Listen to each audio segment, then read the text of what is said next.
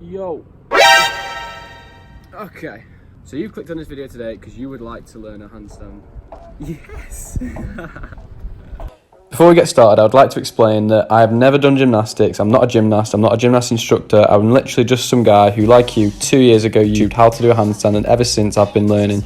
So this, in my opinion, is the fastest possible way you can learn a handstand. So I'm not going to spend a bunch of time talking about a warm-up. However, it is very important that you engage your muscles and that you stretch. You do not want to injure your wrists, you do not want to injure your shoulders or your back. So make sure they're stretched off just before you get started. Okay, whether you've been trying to learn a handstand for a while or this is your first time learning it, we're going to start by crawling our legs up the wall, and we're going to start by getting our form correct. So there is no perfect way to hold a handstand, but without a doubt there are easier ways and there are more effective ways to stay balanced on your hands. So an aligned structure is way less likely to fall over than a misaligned one. This means keeping your body as straight as possible while in a handstand position. Don't let your back bend, don't let your arms bend, everything nice and straight. Okay, so the next thing that might be making it harder for you to stand on your hands is the placement of where you're actually putting your hands. Meaning, we don't want them too close together, we don't want them too far apart, they should be underneath your shoulders. So imagine you're stacking your shoulders on top of your wrists. The final thing we're going to talk about in this section of the video is stretching our bodies out, making ourselves as long as possible and squeezing everything together. So imagine you squeezing your legs together, squeezing your glutes, pushing from your shoulders, making your body as long as you possibly can. I can't stress this enough because it really does help with the balance. Okay, so now that we have a basic understanding of our form while upside down, we now need to learn how to get upside down. And in my opinion, what you're seeing on screen right now is the easiest way to go up into a handstand as a beginner and the easiest way to stick with the form we've been talking about. So the thing I want to talk about here is our shoulders. So as our hands reach the floor, our shoulders should be pushed out as much as you possibly can. Imagine you're pushing them up to your ears. This is really going to help as you kick your legs up as well. So if I don't apply this to when I go into my handstand, I'm going to be trying to muscle it and it's going to be a lot harder to do. So rather than muscling it, think about the positioning, think about using your skeleton and not your muscles.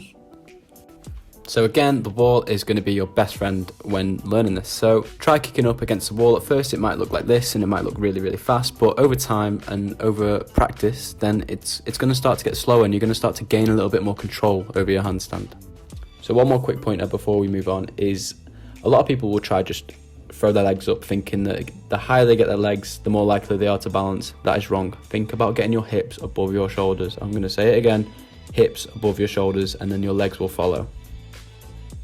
Now you've got your confidence and your form right, you can start attempting this without any assistance or without the wall. But one thing I would recommend practicing first is this. This is called a frog stand. Now, it's not that hard to hold, you can probably already do it, but it'll just get you used to correcting the overbalance and the underbalance using your hands.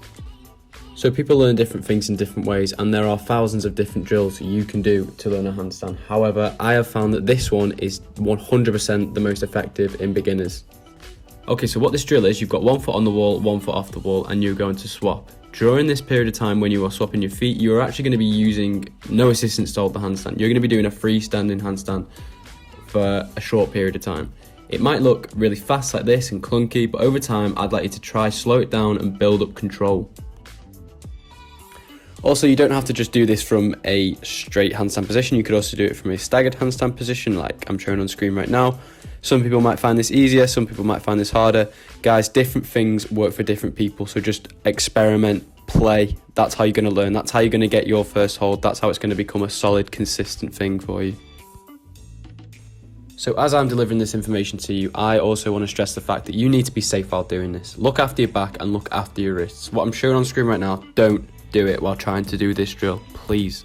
So I actually feel like I've crammed a lot of information to quite a short space of time there. Now, the problem with learning the handstand is that you want to be able to do it as soon as you start learning it, and sometimes that isn't the case. So I want to stress the fact that you do need to have patience when learning this. Just a reminder, if you're ever getting stuck, go back to your form, go back to your drills, relax, don't put your hands on the ground and start trying to smash your legs up because it's just not going to work. Think about your technique, don't think about muscling it. So if you've got absolutely no experience in the fitness industry or training of any type, then yeah, you might find this a little bit harder than others. However, if you've been trying to do the handstand and failing, then the likelihood is you haven't been having the guidance. This video is going to be important to you. You need to absorb the knowledge that I've given you. You need to go away, think about it. You need to put it into your practice, implement everything I've said, engage the technique, and your holds will come. So we've barely even scratched the surface of handstand or hand balancing training in this video, but I wanted to keep it short and sweet and give you the building blocks so you can get your first hold, your first handstand, and start your journey. I've had a lot of fun making this video and editing and doing the handstands and filming it. I like doing it and I want to keep doing it. So if you have enjoyed it, please do 2 things for me. Number 1, go and leave a comment on the video. Tell me either what you learned from this or where you're at in your handstand training. Reach out to me, engage. I will reply to every single comment that goes into the comment section, even if you're going to abuse me. Number 2, simply just go and like the video. All right. Thank you so much for watching. Have a good day.